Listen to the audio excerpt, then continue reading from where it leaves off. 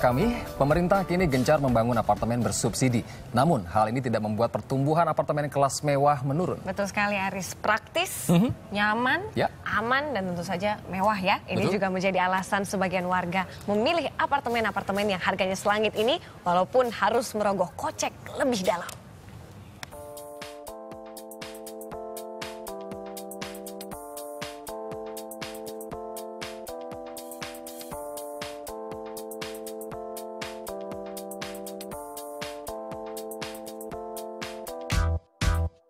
Seperti inilah kesibukan Lia Yuliana saat pagi hari di tempat tinggalnya.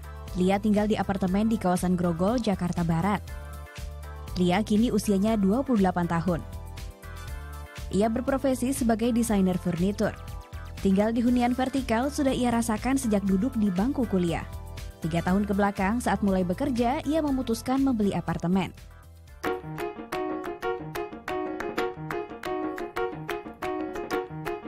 Ia memilih apartemen alasannya lebih praktis daripada merawat rumah dan efisien.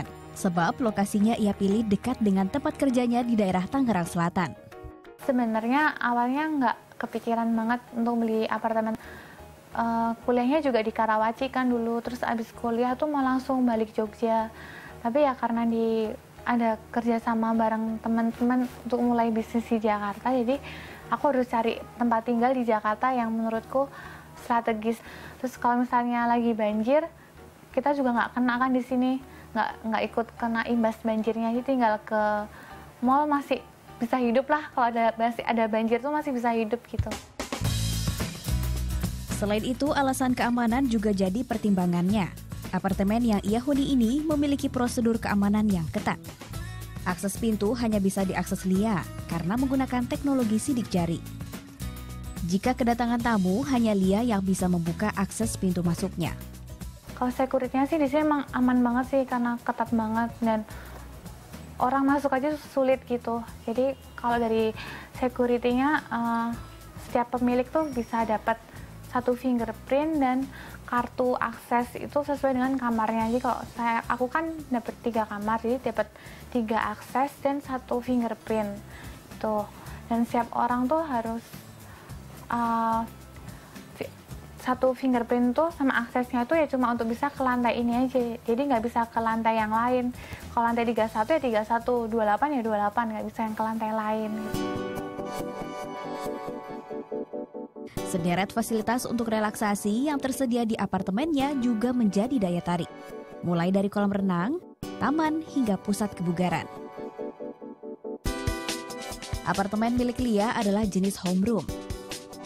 Ada 9 ruangan di dalamnya, 3 kamar tidur, dapur, kamar mandi, dan teras.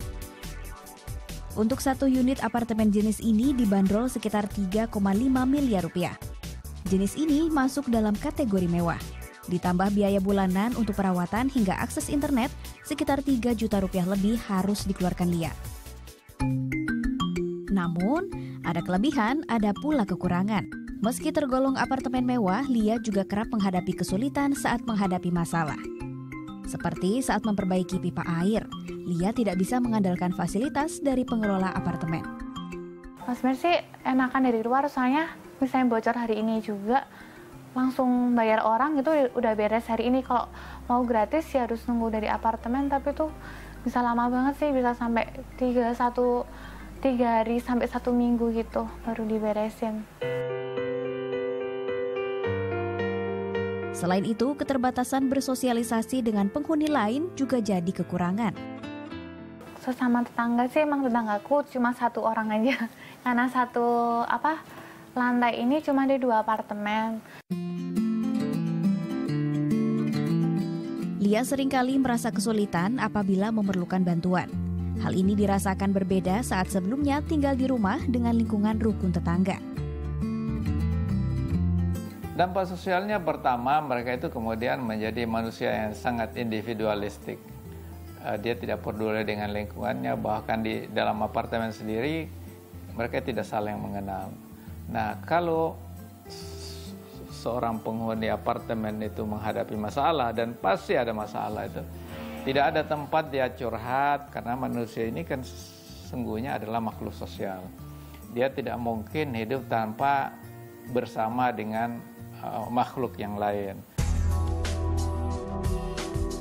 Untuk memantau pelayanan pengelola dan pengembang apartemen, pemerintah melalui Kementerian Perumahan Rakyat sebenarnya membuat perhimpunan penghuni pemilik satuan rumah susun.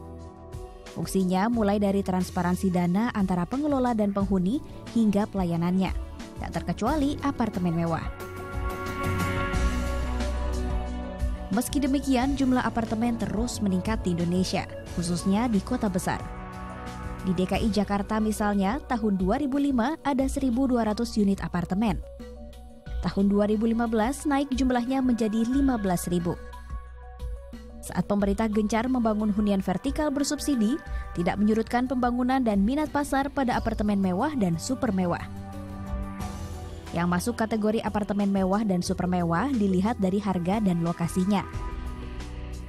Harga per meter perseginya mulai dari 30 juta rupiah. Lokasinya seperti di kawasan Tamrin, Sudirman, dan Kuningan, Jakarta. Pertama kali dibangun di Jakarta, tapi sebagian besar itu diperuntukkan bagi orang asing yang menyewa apartemen itu. Tapi kegairahan orang mulai mau tinggal di apartemen sejak pemerintah mendorong pembangunan rumah 1000 tower itu, ya kan, tahun-tahun 2009. Nah, jadi setelah itu, pembangunan apartemen terus marak bukan hanya di Jakarta, bahkan di seluruh kota-kota besar di Indonesia. Selain itu, apartemen mewah di Indonesia masih terbilang murah dibanding harga apartemen mewah di negara-negara tetangga. Dari data Pusat Studi Properti Indonesia, 30% apartemen kategori mewah dihuni warga negara asing. Sementara 70%-nya warga lokal dengan rentang usia 25 hingga 40 tahun. Indonesia, Jakarta masih terlalu murah, ya. Di Singapura 1 meter itu 300 juta di Orchard. Sektor 7, sektor 9, sektor 11, ya. Di sini Kuningan, Gatot Subroto, Sudirman itu masih harga sekitar 30 juta. Memang ada yang sampai 100 juta. Tapi lebih banyak yang 30 juta. Artinya 1/10 dari Singapura. Faktor yang mempengaruhi kemewahannya adalah bangunannya. Tapi juga lokasi. Karena lokasi memiliki unsur prestisius.